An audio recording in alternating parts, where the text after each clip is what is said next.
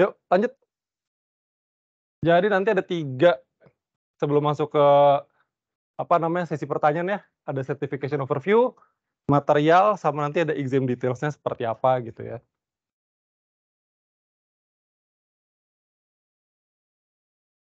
Oh gitu? Harus gitu ya? Waduh, gue juga lupa pertanyaannya loh. Udah. Lanjut. Jadi ini certification overview-nya, ini, logonya nanti kalau dapat gitu ya. Kemarin saya baru dapat logonya seperti ini kalau Certiprof. Baru banget, masih bau-bau plastik gitu ya kan. Iya.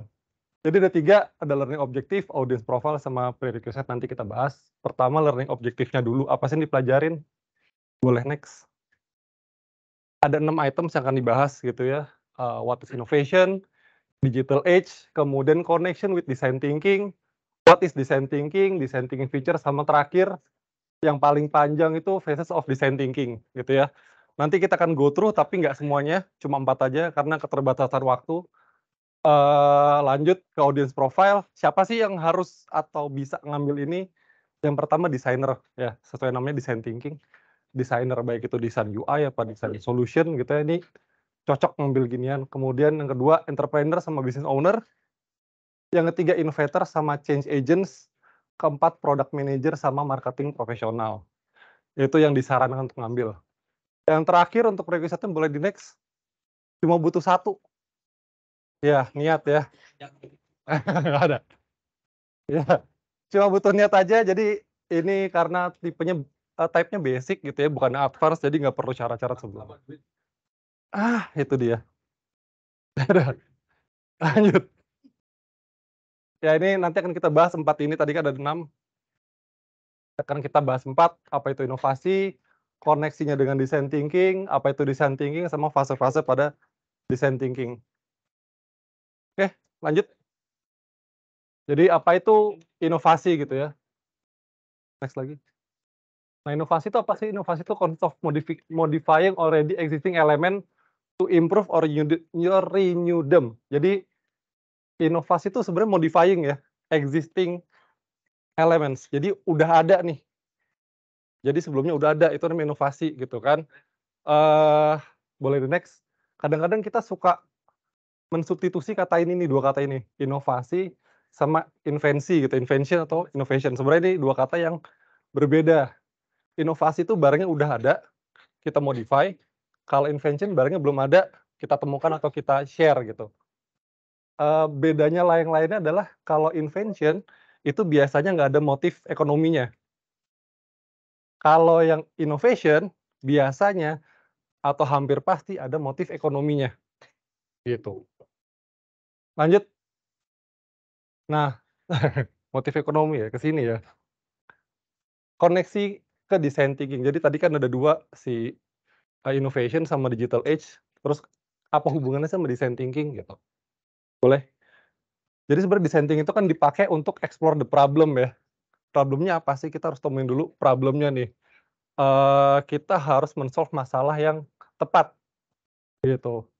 Apa namanya, inovasi sama digital age itu sekarang digital age gitu ya, inovasi itu lagi ditekankan, kenapa?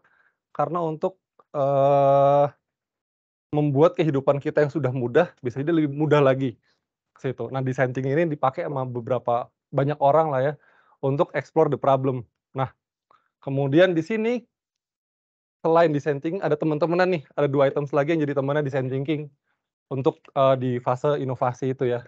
Yang pertama adalah di next boleh, lean gitu ya. Ini lean itu, build the right things. Jadi lean itu seperti pada prinsip ekonomi ya sebenarnya, mirip-mirip. Mendapatkan manfaat sebanyak-banyaknya dengan resource atau effort yang sesedikit-sedikitnya gitu. Jadi lean itu kita bisa memfokuskan pada hal-hal yang memang bisa di-improve secara maksimum dengan resource yang minimum, seperti itu. Dari mana? Apa yang mau di-improve itu dapatnya dari design thinking, gitu. Next, selanjutnya ada agile. Agile ini satu metodologi gitu ya untuk mendelivery, makanya di situ tulisannya build the thing right, caranya nih, gitu. Caranya pakai Agile, kenapa Agile? Karena Agile kan nge-chunking gitu ya, yang tadinya kita biasanya deliver ke belakang satu gede di belakang, ini kita bisa deliver kecil-kecil, lebih cepat dapat, feedback-nya sehingga meminimalisir kegagalan di masa depan, gitu. Next. Lanjut ke design thinking. Apa sih design thinking itu? Next lagi. Apa ya, ini kata teman-teman kita di Stanford Design School ya.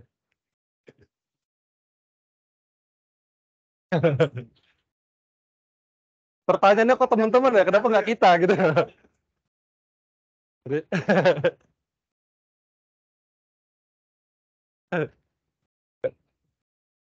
lanjut, jadi design thinking apa sih? Design thinking itu kalau kata mereka creative problem solving process, fokusnya ke understanding the needs of others, performing quick tests, and iterating and bringing out the inner creative genius.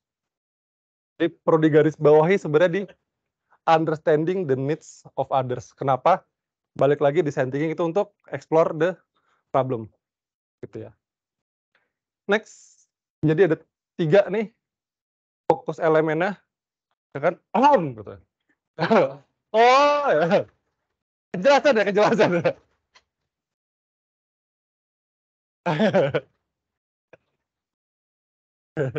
Next, yang pertama itu human, gitu ya. Human, kenapa human? Jadi human itu dilihat dari sisi desirability-nya, kebutuhannya, gitu. Ini adalah yang pertama dan utama dari design thinking. Karena design thinking kan human centric itu ya. Metodologi, jadi human yang ditekankan.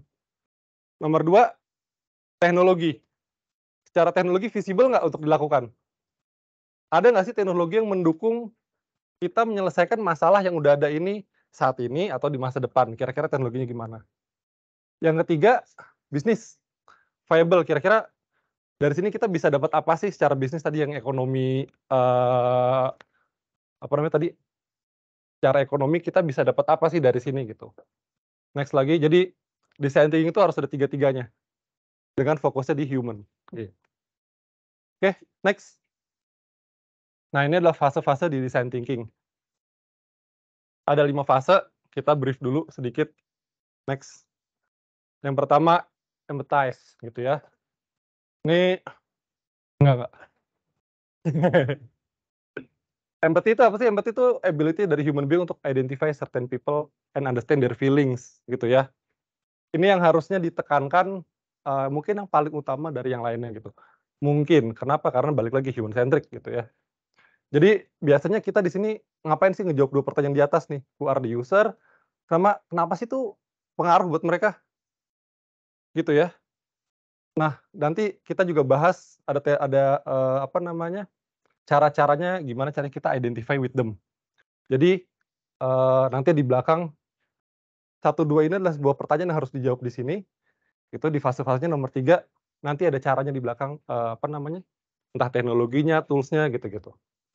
Lanjut, kedua define. Jadi udah kita empati sama mereka, terus kita define, apa sih masalahnya, kita udah dapat informasi banyak nih dari fase si empathy, kita define nih, sebenarnya si user tuh masalahnya apa sih, gitu. Jadi nomor 1 tuh apa sih yang user mau, yang kedua, apa nih yang kita bisa buat, kira-kira gitu ya. Nah, nanti di sini dibalik lagi di belakang, how do I interpret, jadi nanti dijelasin lah ya teknologi apa tools-nya, apa yang bisa kita pakai untuk di fase-fase define ini. Next, ideate. Jadi setelah kita menemukan problem statement-nya atau masalah yang kita mau jawab, ini fase yang saya paling suka, ide. Jadi di sini semua ide tuh dikeluarin, nggak dibatasin. Kalau lu ngomongin ide out of the box, itu bullshit kalau lu nyarinya di, box yang sama. Jadi kalau misalnya kita orang mining, ya jangan nyari solusi di mining lagi. Mungkin di aviasi, mungkin di perhotelan, mungkin I don't know. Tapi kalau lu out of the box kira-kira kayak gitulah. Setidak terbatasnya itu, ide yang bisa kita masukin di fase ini. Jadi pertanyaannya, were we wide gitu ya, justru jangan narrow-narrow juga. Kemudian ideas-nya wild nggak nih, gitu. nggak ada ide yang salah, walaupun nanti tetap harus ada prioritas. Kira-kira apa yang bisa dilakukan, apa yang nggak bisa, apa yang masuk akal, apa yang enggak, itu tetap ada. Nanti how can I create-nya kita bahas. Lanjut. Prototyping, udah dibuat, idenya segala macam udah dipikirin, diprioritasing, kita pilih mana yang mau kira-kira kita buat nih. Kita buat dulu prototype-nya. Prototype tuh harus 2, harus murah gitu ya, sama harus bisa dilihat. Entah itu barang atau itu, gambar juga bisa, tapi 2 itu. Jadi nggak bisa nih kayak gue ngomong kayak gini nih nggak bisa nih, ini bukan prototype, harus ada bendanya. Yang kita lihat apa? User-nya ngerti nggak sih kalau kita kasih prototype ini? Kedua, dia interaksi gimana? Baik nggak? Gitu kan, jangan sampai nanti kita lihat nih, "Gimana Pak? Bagus nggak? Enak nggak?" "Iya, bagus." Nah, kita lihat tuh, beda kan sama ya kan? Oke, not oke, ada nggak nih? Nggak ada. Nah, itu entar kita bahas how can I present-nya. Next. Yang terakhir, evaluate pasti, ya kan? Kita harus nilai nih, ini sebenarnya masuk nggak sih gitu, bisa nggak sih gitu. Jadi kita harus lihat juga what works well-nya, apa yang berjalan dengan baik, apa yang nggak berjalan baik, sama kenapa itu nggak berjalan. Sama ya caranya kita evaluasi itu gimana. Oke, next. Ini secara garis besar ya, high level-nya kalau kita tadi udah bahas yang 5 fase ini. Ada fase understand, itu ada 2 fase, empathy sama define, ada explore, di ideate sama prototype, sama terakhir di materialize, dibikin. Itu evaluate, sama terakhir di-implement, jangan lupa, gitu. Next. Oke, ini adalah, eee, DT tuh design thinking ya, bukan dump truck gitu ya. Design thinking fase untuk empathy. Jadi ada 4 teknik di sini yang saya bahas sebenarnya kalau di sertifikasinya ada banyak, 6 apa 7 gitu ya, tapi kita bahas 4 aja. Yang pertama empathy mapping, kedua person method, ketiga actors map, keempat map journey. Jadi di sini kita bisa meng-identify orang-orang itu siapa aja. Tadi kan kita mau menjawab 2 pertanyaan yang awal ya, siapa user-nya, terus kenapa ini matters to them gitu kan. Kita bisa pakai empathy mapping. Jadi di sini ada 4 kuadran, nggak kelihatan ya? Pakai kacamata deh coba deh. Mungkin minum bertambah kali ya? Gue juga nggak kelihatan, tapi empathy mapping. Oh iya ya? Wah keren ya? Kok bisa di-zoom? Jadi ada 4 kuadran gitu ya. Ini kita menganalisis user-nya atau orang yang kita anggap itu sebagai user gitu ya, yang mau kita bantu. What do you think and what do you feel gitu ya, what do you hear, what do you see, what does he say and do. Kadang-kadang itu bisa bertolak belakang, jadi kita bisa memprofiling lah, rata-rata di sini profile untuk user-nya seperti apa, kebutuhannya gimana gitu ya. Yang kedua, next, banyak sorry. Nah, ke person method ini juga,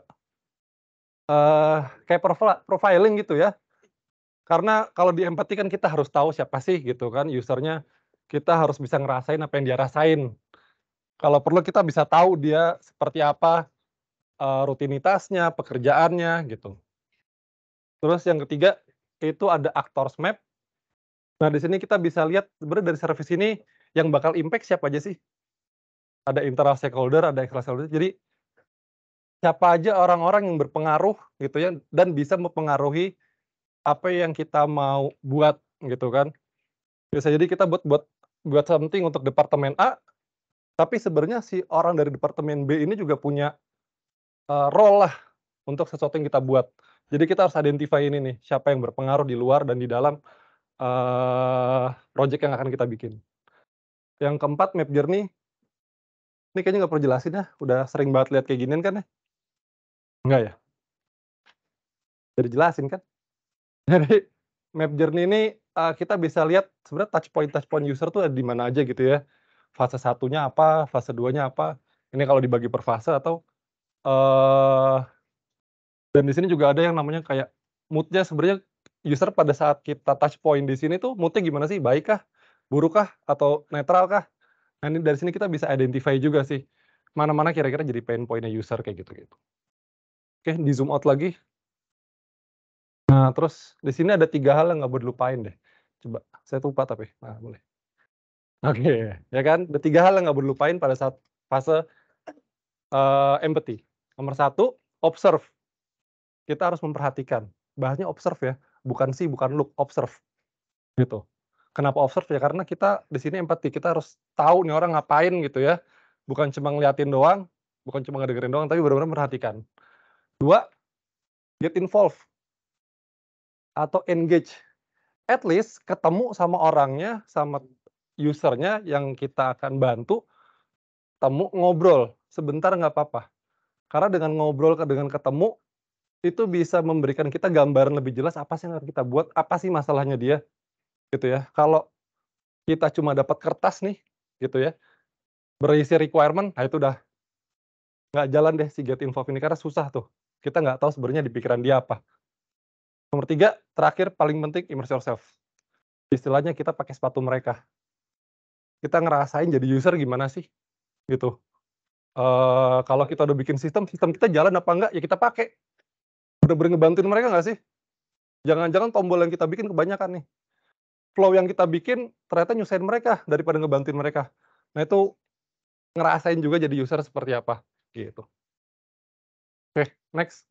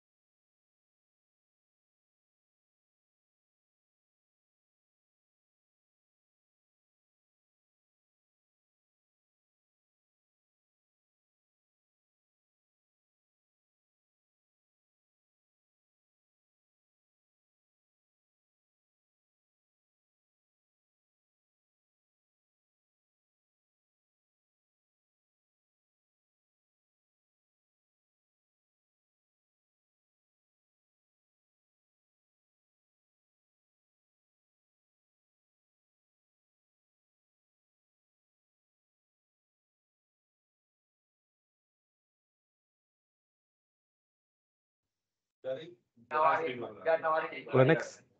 Apa sih harus dijawab? Yang harus dijawab adalah? Terangin apa itu F5 on ramp, grade B apa itu F5. Oke. Thank you. Boleh di next.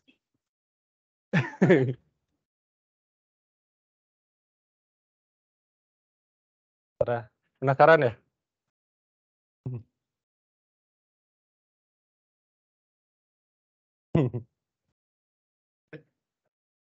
Yuk. Nah, ini harus dijawab. Kebutuhan user gua apa sih?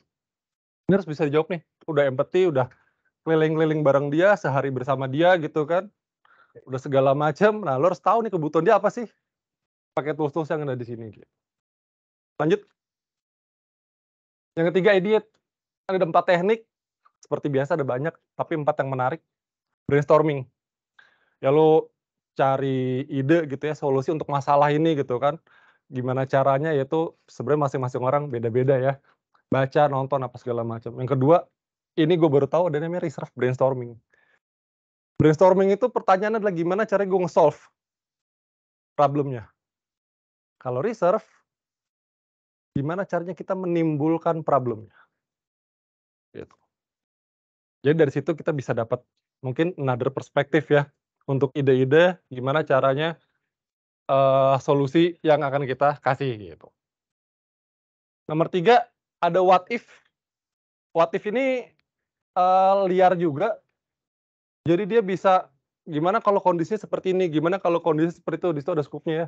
Situation, restriction, objective, people, estimated scope, design challenge. Nah, itu yang kita bisa buat gimana kalau gini ya, gimana kalau gitu ya. Oh iya ya, harus kebalik ya. Betul betul. Harusnya reverse. Ya. Thank you loh. Oh gitu. Thank you Nafis ya. Ini emang ini ya, apa, top scorer ya dia? Nah, yuk. Kemudian yang keempat ada scamper. Sebenarnya scamper ini apa namanya, hal yang sederhana gitu ya. Substitute, combine, adapt, modify, magnify, minimize, pursue ada utilities, eliminate, sama rearrange. Jadi solusi-solusi itu sebenarnya nggak seliar itu, tapi kita bisa juga dapat yang dari sederhana. Di fase ideation ini yang paling penting itu satu, idenya banyak, bukan idenya bagus, gitu. Jadi quantity over quality kalau saya bisa quote Pak Jati di YouTube-nya gitu ya. Next. Nah ini ada, rules-nya waktu saat ide generation fase ini, boleh dibuka, ada 7. Fokus ke topik, go for quantity, kemudian be visual, satu conversation in time, jadi jangan kemana-mana dulu, satu dulu satu dulu satu dulu. Kemudian encourage wild ideas, jadi nggak ada ide yang salah, nggak ada ide yang terlalu aneh. Defend judgment, lo bisa ngebuat argumentasi terhadap ide lu. Sama yang terakhir ini harus bisa develop ideas of others. Jadi ide lu ini bisa jadi satu pijakan gitu untuk teman-teman atau yang lainnya bikin ide baru, gitu. Next. Prototype. Sebenarnya cuma ada 2 yang dibahas, tapi gue tambahin 1 karena kayaknya agak-agak relate sama kita di sini. Gitu ya. Yang pertama itu storyboard teknik.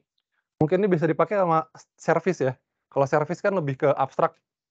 Nah, jadi dari hal-hal yang masalah yang kita mau selesaikan, kita bisa bikin prototipe itu storyboard teknik. Jadi menceritakan sebenarnya kayak kalau service mungkin touch point-nya di mana, seperti apa sih skenario-skenario yang terjadi kemungkinannya gitu ya. Yang kedua, kita karena kita, kebanyakan software gitu ya, ini bisa jadi pilihan nih wireframing. Ini kemarin saya pakai untuk sebelum dapat project, saya kasih dulu desainnya, jelek-jelek deh gitu kan, nggak apa-apa. Tapi dia tertarik. Gitu, jadi belum bikin proposal, belum bikin apa, "Pak, gimana masalahnya?" Saya buat UI-nya, yang penting ada kebutuhan yang dia bilang, nah dari situ diskusi berjalan tuh. Yang penting satu, dia interest.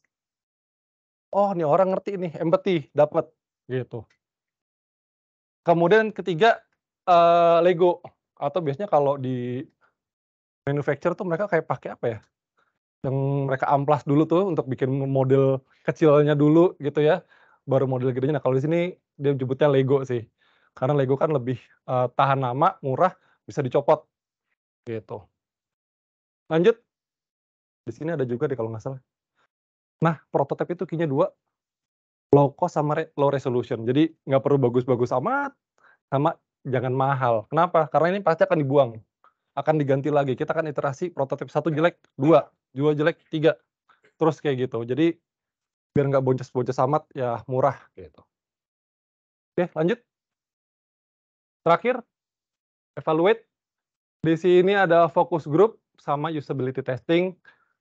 Ya fokus grup ya lu ngumpulin 9 sampai 12 orang gitu ya, orang-orang yang memang akan make gitu kan. Ya lu tanyain tuh, "Gimana nih kalau kita buat seperti ini?" Jadi prototipe yang tadi udah kita bikin, kita lempar ke user lah, gimana, feedback-nya apa, kayak gitu. Atau yang kedua usability testing, karena kita software kan, ya udah nih lu pakai nih, gimana menurut lo? Enak nggak? Apa yang kurang? Kayak gitu ya. Next. Nah ini gimana cara kita evaluate, boleh satu-satu ada 4. Yang pertama show it, don't say it. Jadi kita harus show, barangnya harus ada. Makanya tadi prototipe itu harus visual, harus ada gitu ya. 2, next, listen, dengerin kata-kata user, dengerin kata-kata, orang-orang yang ngasih feedback gitu ya. Dan kalau ada keraguan nih, ada dispute atau apa, ya solve di situ.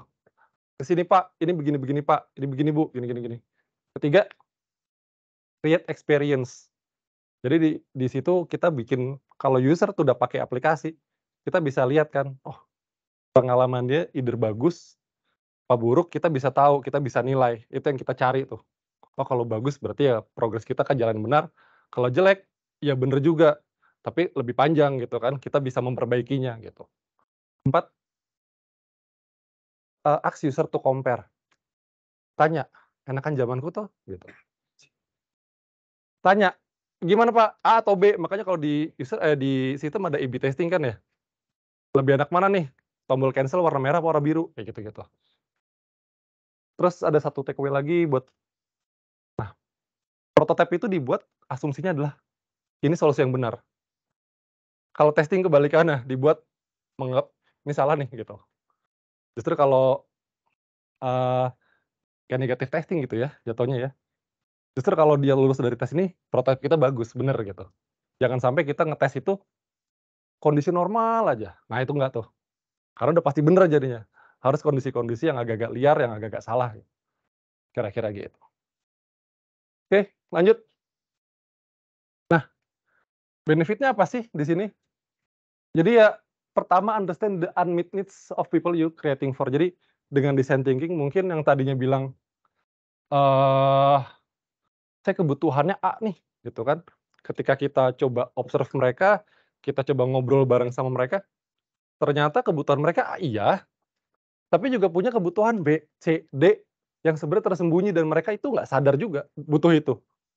Kita kalau, eee, service minded gitu kan, perusahaan kita perusahaan service, ini harusnya ditekankan nih, kita bisa tahu nih, kebutuhan mereka lebih banyak daripada yang mereka ucapin gitu. Kedua, reduce risk. Kenapa reduce risk? Karena dengan prototyping tadi gitu ya, kita udah yang kecil-kecil dulu aja, yang murah-murah dulu aja, kita tes pasar kayak gitu. 3, generate solution that are revolutionary, not just incremental. Jadi, revolusi itu kan sebuah perubahan yang cepat, kalau evolusi kan yang lambat. Ini bisa cepet nih, gitu. Tapi nggak cuma increment kayak setahun setahun setahun, enggak. Tapi bisa yang wow lah, kayak gitu, secara cepat, gitu. Jadi ada 2 tuh, wow faktornya sama, time-nya. Keempat, learn and iterate faster. Tadi dibantu dengan agile, lean, dan, segala macamnya, pakai design thinking kita bisa belajar lebih cepat, eee, itu sih. Yang kelima, collaborate better. Karena design thinking itu sebenarnya nggak cuma 1, 2 orang yang ikut, tapi dia itu tim yang terdiri dari berbagai macam background. Kenapa? Karena kalau tadi saya bilang, di fase ideation kita butuh banyak ide. Kalau dikumpulin tim A yang isinya itu lagi ya bakal ngomongin itu lagi gitu kan. Tapi kalau kita misalnya let's say cross departemen, nah itu bisa ngumpulin tuh, "Oh ide-ide dari departemen lu gimana sih biasanya?" Gitu ya. Nah itu lebih ke situ sih. Oke.